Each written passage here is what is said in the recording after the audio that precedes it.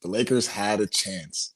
They had a chance to beat the defending champions, the Oklahoma City Thunder.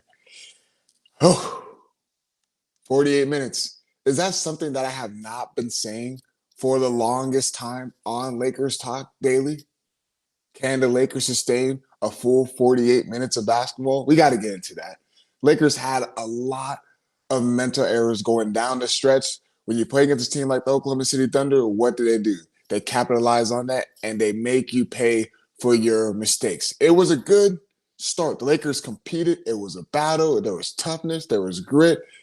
All that different sorts of stuff was going on during the game last night against Oklahoma City Thunder.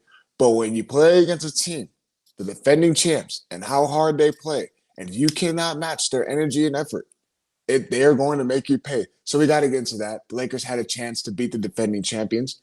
LeBron James made some comments after the game, which I feel like we all been on the same page. And then you go into a little bit further. Guess who they got on a back-to-back? They got the San Antonio Spurs, who legit play a similar style like the Oklahoma City Thunder. So we got the Lakers have a chance to regroup and beat another team in the Western Conference, top in the Western Conference, in the San Antonio Spurs. But it all starts with what? Defense, defense, defense. But before we get into all that, man, this is going to be a good episode, I'm telling you guys right now. But before we do any of that, you already know Lakers Talk Daily is presented by Pechanga Resort Casino. You can play a perfect combination at Pechanga Resort Casino, the official Native American resort and casino of the Los Angeles Lakers. Skip the traffic. Head on over to Pechanga Resort Casino just off the I-15 in Temecula. Visit pechanga.com or call 888-PECHANGA for reservations and for more information. So we look into that first quarter with the Lakers and the Oklahoma City Thunder. Back and forth. Oklahoma City's getting out and running. They're getting transition, getting made shots.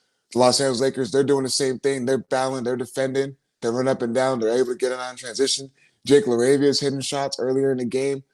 You start to see a little bit of a sink. Okay, Lakers are able to collect multiple stops. They're able to utilize defense and put that into their offense. And then what happens as the game carries on? Second quarter, the whole first half, we have to be in agreement that the Lakers battle. They battled with the Thunder. I understand Luka Doncic was out for the Lakers, but the Thunder did not have Shai Gilgeous-Alexander. So this is still, I wouldn't say even matchup, but there's still a winnable game for the Lakers, a game that they can still go out there and compete. And for the first half, it was good.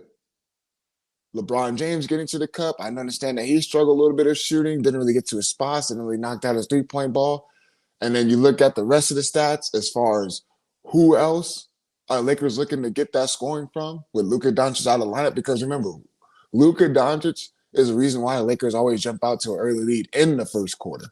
Is because his scoring and his ability to get to the free throw line and all those other beautiful things to gain a lot of attention and able to create other opportunities for others is a beautiful thing that we are going to miss for however long he's going to be out with that hamstring injury. So you look at Austin Reeves, his minutes are starting to go back up. And Austin Reeves, I'm not going to lie to you, he struggled a little bit. He struggled getting to his spots. And that's what is going to be the difference maker from this Lakers team against a team like the Oklahoma City Thunder. And possibly we might see it tonight against San Antonio Spurs, which we will talk about on the second half of this episode. But when you play against this team that is really, really physical, I'm talking about they're bumping you every single screen. Every single cut you make, it's a bump. Every single thing that they're doing, they're picking you up as soon as you cross the half-court line. Lou Gensdorf, as much as we hate him, as much as he's annoying, he plays hard, and he was giving LeBron a little bit of an issue. His physicality, I know he was getting away with a lot of stuff. Pulling the jersey. You guys can go there and dissect the game and go into a deeper dive into all that stuff as far as why were the refs bad. I get it.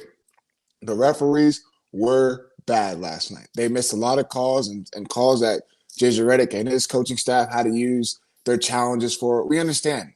it was bad on both ends of the floor, for being honest with you. The refs were bad on both ends of the floor for both teams. But we can't let that be an excuse. The Lakers lacked as far as the physicality going into that second half. The Lakers did not match the energy and effort going into that second half. And then when you play against a team like the Oklahoma City Thunder, what do you have to do? Every single time when I preach about it, you have to play a full 48 minutes of basketball.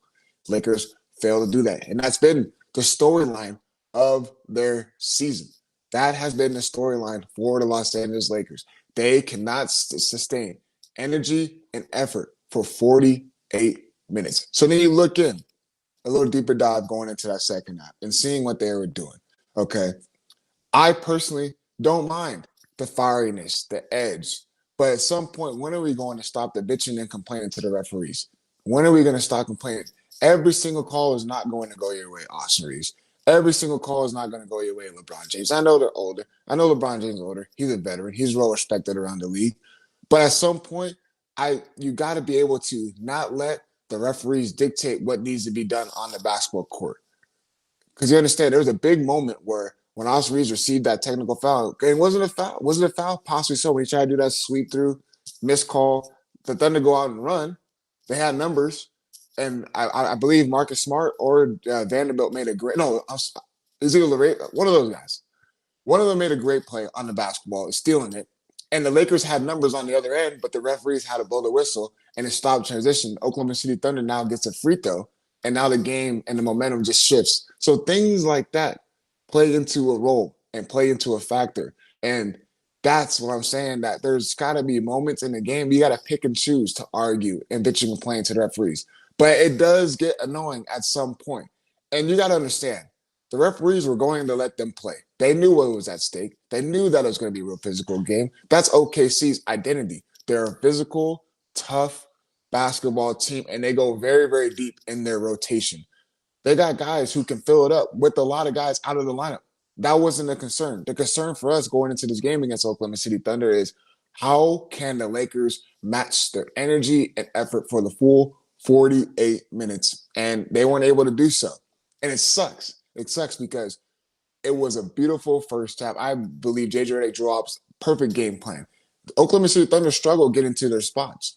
Oklahoma City was not able to get to their driving lanes. Remember, they thrive off of drive and kick. They also thrive off of turnovers and utilizing those turnovers and leading that into transition. I believe the Lakers did a good job in the first half taking care of the basketball. There was not an issue going into halftime. Real close game. And then he followed up in the third quarter. Lakers were able to get to a lead. And then the Thunder, of course, close out the third quarter and take the lead. And I feel like the Lakers had a little bit of letdown going into the fourth quarter. And this is where I really, really want to get into. And I can't stand talking about this guy.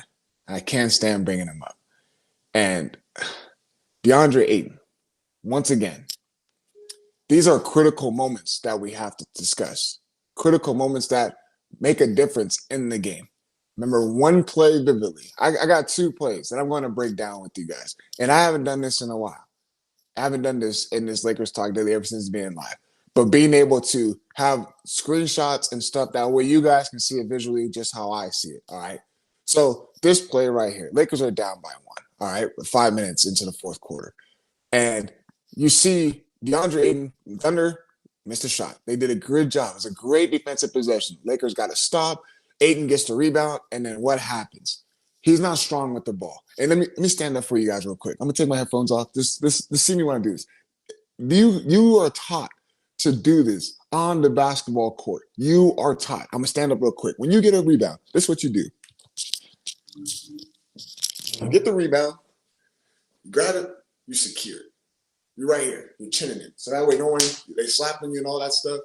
That way you're strong with the basketball. You get it right here, the rebound, you secure it. Right here. None of this. None of this. You get the rebound, you secure it. So why is it hard for DeAndre Ayton? Excuse me. Why is it hard for DeAndre Ayton to do that in a critical moment of the basketball game? They're going to be slapping. They always teach you when you're a big man and you secure a rebound, the smaller guards like to get underneath, like to poke the ball loose to create another opportunity for them to score. Oklahoma City was doing that all game long. And the fact that this happened right here in a critical moment when you're down by one, you get a good defensive stop, and you have a mental error, you're not engaged, and it's another letdown. So what happens? And it gets even worse in that same play. He gets the ball poked loose. He did not move. He stayed in that same spot. Casey Walls takes the ball away, kicks it out to J Dub, and J Dub drives right to the basket, and DeAndre Ayton couldn't even get a shot block or a good shot contest. That's where we are at. The Thunder get those. That's what separates good teams from great teams, championship teams from good teams. Remember, Lakers are not a bad team, but mental errors and not being engaged, especially in clutch opportunities against a really good Oklahoma City Thunder team, it's going to bite you. And that was so frustrating to watch because it's like, you have to be strong with the basketball. You have to be.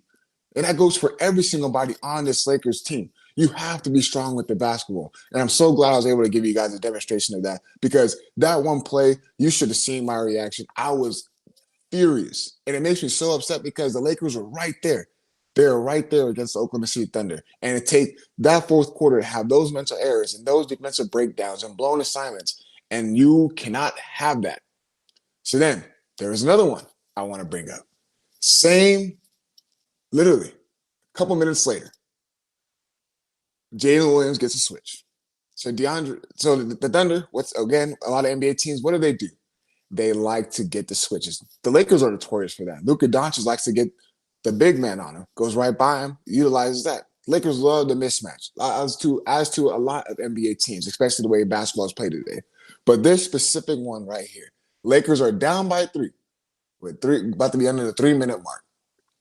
What happens when DeAndre Ayton gets switched on to Jalen Williams? He tries to gamble. You are a big man. You try to gamble in the passing lanes, and you get yourself out of position. And then what happens? Scramble mode. Jake LaRivia has to rotate over. Austin Reeves has to rotate over. LeBron James has to rotate. All this stuff happens, and now you're in what we call scramble mode. Now you have to go find somebody else and try to rotate over the correct way. And you cannot do that. And I hear them on the NBC broadcast on Peacock, and someone legit said, oh, you got to stay disciplined there. You cannot gamble. What happens? Blown assignment, Jalen Williams gets to a spot, and he was killing them in that last stretch. He was able to be clutch. He was able to utilize that and make the Lakers pay. So, if you don't mind, just bring that graphic up one more time because there's another angle I want to get into. JJ Redick, you're looking at this lineup. All right.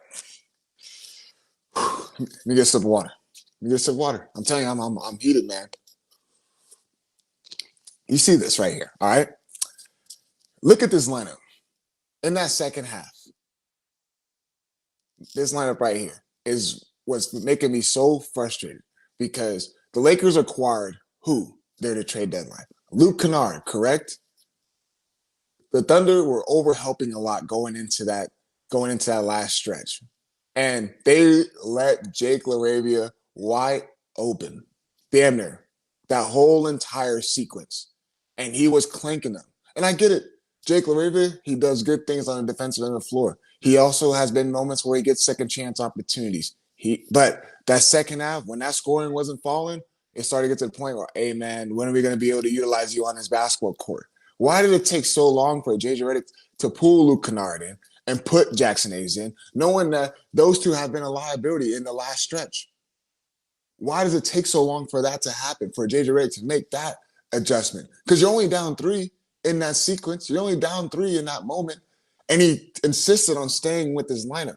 DeAndre Ayton was only hurting them on the defensive end of the floor and not rebounding. Remind you, DeAndre Ayton had 0 blocks. 0 blocks. Jake LaRavia was clanking them left and right in wide open 3-point ball. You have Luke Kennard for a reason, to have the spacing, to be able to keep the driving lanes open.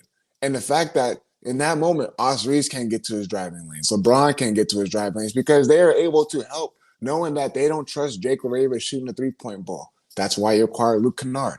And then with Jackson Hayes, he had 12 points, but he was what? energy and effort, and he's going to be engaged in a little spurt that he does. You can't trust DeAndre Ayton in these moments. You have to pull him. That is why he has been pulled throughout majority of these games, because he's not able to be engaged for the full 48 minutes. And again, I'm not just picking. I know it's very easy to pick on DeAndre Ayton. I know it's very easy to pick on Jake LaRavia and those role players. Jared Vanderbilt had a moment where he got a rebound. He tried to push the ball up the court, and he threw it off the top of the backboard. That is a momentum swing. The Thunder were able to capitalize that for their bucket. But Austin Reeves, he's got to do better on the defensive end of the floor. You can do everything you want beautifully on the offensive end of the floor, but at some point, they were saying on the broadcast, along with you guys, you have to be able to take a defensive stance. You can't get bullied left and right every single time in that moment. They were picking him apart. Get the switch, Jalen Williams right by him, get to a spot, mid-range jumper. Jalen Williams gets the ball, switch, gets right to the cup, layup. Casey Wallace, there is no reason for Casey Wallace to get into a post-up on the block and back down Austin Reeves and gets a layup. That cannot happen. And I'm glad you guys, I see you guys in the YouTube chat. I'm going to read a couple off that Peter Acevedo says Ayton got the ball taken away from him in that sequence. He sure did. He got the ball taken away from in that sequence, and that led to Jalen Williams getting a layup. And it only happened more than once. In that moment, you got to pull him out. You have to sit him down. And I understand. I see what you guys are saying in the YouTube chat. I must find another one. And I know you guys are really, really frustrated with DeAndre Ayton, but as we all should, because you have the talent, you have the real offensive skill set to be someone really, really good in this league. But if you can't be engaged on what the Lakers need you the most, and that is defensive ability and rebounding, then why are you on the basketball court? JJ Redick needs to understand in that moment that, all right, I got to pull him out. I got to pull Ravy out. I got to get a shooter in there. I got to get Jackson Hayes who can rebound and keep the ball strong and not lead to turnovers. Dodgers for Life says Luke Kennard is the best three-point shooter in the NBA. He only took 3 shots from the three-point line. That should be a crime. Dodgers for Life, it is a crime, because you see moments where J.J. Redick drew up a good play for Luke Kennard coming off of a little screen. Austin Reeves did a skip pass, and I remember that play because he came down and did a little step back on Jay Will, I believe. I get those two mixed up. And he knocked down a three-point ball, but he only got 5 shots. The Lakers are going to, again, it's only a second game, man. They're going to find ways to get Luke Kennard implemented more and get him moving. But there's more stuff that needs to be discussed. There's more stuff that needs to be discussed with regards to this Lakers team and LeBron James's comments. And then they also got the San Antonio Spurs. I kind of went past my little 15-minute mark. So I got to slow down a little bit and let my partners at Pechanga give you guys a quick word. At Pechanga Resort Casino, you can rock and roll, sip and slide, twist and shout. Play your perfect combination at Pechanga Resort Casino, official Indian gaming sponsor of the Lakers.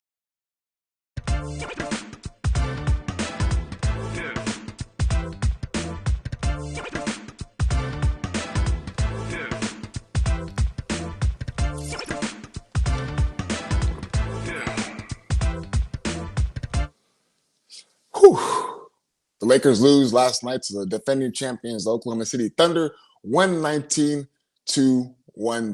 And I understand everybody in the YouTube chat is very, very upset. And I see you guys in regards to Austin Reeves and saying that he was getting cooked down low. And look, he was. And that is on him. And he's got to be able to take a better defensive stand, which leads me to, the Lakers are going to have a decision to make when it comes to Austin Reeves. Can he do a lot of things good on the offensive end of the floor? Yes, he can. We see it. He can fill it up on that end of the basketball court. But that moment and those moments down the stretch when you do need him on the basketball court because they need more scoring besides LeBron, especially when Luka Doncic gets in the lineup, you're going to need him to be able to score. But if you can't defend the basketball floor, you can't defend, and you get picked on like that, that is very eye-opening and really telling. You have to be able to take a stance. You can't get bullied like that and let guys just get to the spot that easily. I remember when Luke Kennard came in, and when he came in, everyone was worried in moments where he wasn't going to defend, and he actually did a good job of keeping his man in front when he came in with 3 minutes left. and was able to keep, I believe, Jay Will and force a shot clock violation. Like, those things matter. You have to be able to take a pride on that end of the floor. And so this leads me to also what LeBron James have to say, and which we all have been believing the same thing. And I'm going to read it word for word. He asked them, like, as far as compare them and as far as where he believes his team is at to a team like the Oklahoma City Thunder. Sorry.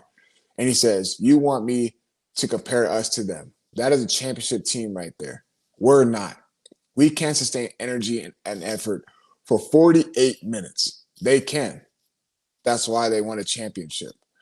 And it's crazy to me because we hear all these different narratives leading up to when the Lakers were winning some games on that road trip, and comments coming out that they believe that they have a chance and that they believe that this team is, a couple games away from actually figuring out and getting a better understanding and rhythm and stuff like that. And he's coming out literally a week later. LeBron James, who's been to a lot of finals, has 4 NBA championships. If LeBron James, your star player, one of your star players, is going out there post game and saying that they cannot sustain full 48 minutes of energy and effort, and that they're not a championship team, that is very, very eye-telling. And we all have to understand that. This team is not a championship team. And it's okay because we understand that they didn't have the numbers, they didn't have the salary, they didn't have the space to get the necessary pieces to contend for a championship team. Could they have made a move to acquire Keon Ellis and Dennis Schroeder, just like how the Cleveland Cavaliers did? Possibly so. Could they have done a move to try to get DeAndre Hunter to enhance the defensive end of the floor? Possibly so. The only thing that we have to realize is when they got rid of Gabe Vincent, they traded away to Atlanta Hawks for Luke Kennard. You know what that was telling us, as you guys as Lakers fans and me, is that they are going to do as much as they can to add more scoring. They're going to try to outscore guys because they know that they don't have enough to be a good defensive team. They have moments. They have spurts like good defensive possession, but it's not enough. It's not full 48 minutes. And it's crazy to me because that is what I've been saying over and over and over again. I literally sound like a broken record talking to you guys that they cannot sustain full 48 minutes of energy and effort. And that is a problem. And it starts with your star players. They can't blow assignments. They got to be engaged. And it goes leading into the bench. Oklahoma City, they're going to be a problem for a while. And if you can't try to find something as far as the Lakers to try to imitate what the Mavericks were able to do for Luka Doncic and build nothing but defensive players that can shoot the ball, get spacing, and lob threats, you're going to have problems like this every single season. You have to find a way to get more defensive players. You have to find a way to get real big men who can protect the rim and are strong and aggressive. Isaiah Hartenstein and Chet Holmgren are aggressive every single moment of the basketball court. Isaiah Hartenstein does a great job with the ball in his hands and creates opportunities for others. Chet Holmgren is a force. He can space the floor out, takes the guys off the dribble, but he's also a good rim protector. Oklahoma City's bench is very, very deep. They got guys that can come in and fulfill in their roles. They're consistent.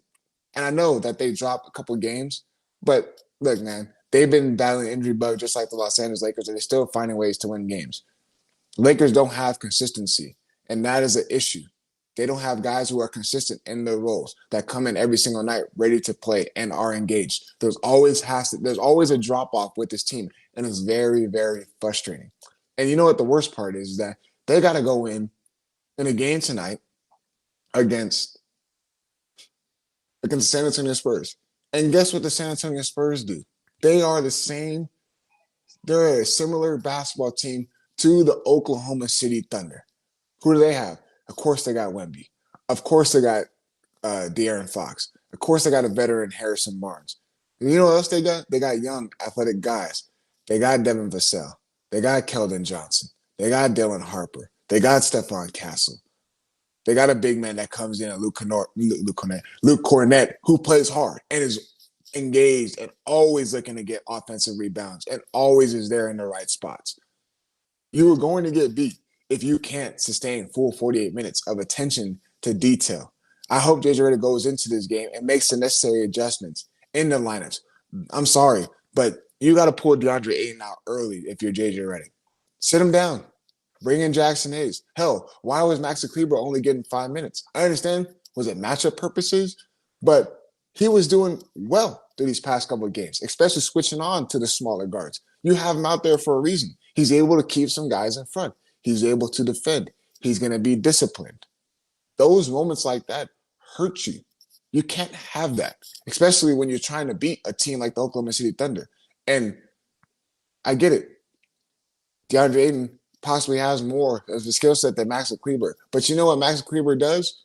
He is there every single possession, playing hard, engaged. That's what matters. That's what separates. I was really hurt seeing him only get 5 minutes. I feel like he could have helped the Lakers team out on the defensive end of the floor just a little bit in key moments. But I know you guys are asking the YouTube chat that Luke Kennard, like, why is JJ Redick not drawing up more plays for him? I believe that, again, this is only his second game in. And I do feel like there's going to be more of action for Luke Kennard to come off the screens. And what made me frustrated seeing that those couple of sequences that I was able to show you guys is that in that moment, Luke Kennard would have done a great job moving without the basketball. And I say it over and over again. It does this. It creates fluid movement. It creates guys to be able to move. It creates defense to have to shift and move over and rotate. And it creates a lot of driving lanes to what Austin Reeves likes to do, to what LeBron James likes to do. You have to play your cards into their favor. So you have Jake LaRavia who's spotting up and sitting in the same spot and clanking them, and it leads to Oklahoma City getting out in transition. That's only hurting you guys. Is Jake LaRavia a better defender than Luke Kennard? Possibly so. But you acquired him for a reason in moments like that. Can you imagine Luke Kennard was that wide open? Numbers show that he's knocking that shot down. Knocking it down, and we're that ball game, it's a difference maker. We're looking at a tie ball game, and all of a sudden the momentum goes like this. But it just sucks to see because now Lakers go in tonight. You got the San Antonio Spurs, and guess what they do? They are the same type of basketball team. They're number 2, in the Western Conference for a reason, and Lakers are going to have their hands full. We don't know the status of Luka Doncic. I'm assuming, again, this is just me, I'm assuming that he is going to be out of the lineup. And so what does that mean? Who is going to step up? Who is going to provide and be out there for full 48 minutes of energy and effort? If LeBron James is saying that, now you guys really have to be on your P's and Q's and really be out there to it every single possession. It matters. And that's what frustrates me because LeBron James should be out there and telling these guys. I know he gets mad. I know he gets upset. I know a lot of his energy gets directed towards referees and stuff like that. He needs to start pulling guys and be like, hey, be in this spot. This is what you need to do. And if he's saying that this team is not championship ready, then okay. All right. That's where we're at. And maybe we do need to start really shifting our attention to the offseason and the foreseeable future about that. But right now, they got to take care of business against the San Antonio Spurs tonight. And shout out to Jay Detail saying Luka is out tonight. So we're probably going to see the same starting lineup with Marcus Smart, LaRavia, Hachimura, LeBron, and Ayton, with Austin Reeves coming off the bench if I believe that is going to be the case. But Lakers had it, man. They had a good moment first half. It was really good. Going into that third quarter was still good. They allowed Oklahoma City to take that lead going at the end of the third quarter. And in the fourth quarter, a lot of mental errors. And I know the statistic is Lakers win a lot of clutch games, but that was not the case against a team who is better than you. And it showed. So let's see. Let's see what the Lakers are going to do against the San Antonio Spurs. As always, I appreciate you guys tuning in. I will be talking to you guys tomorrow. We are out.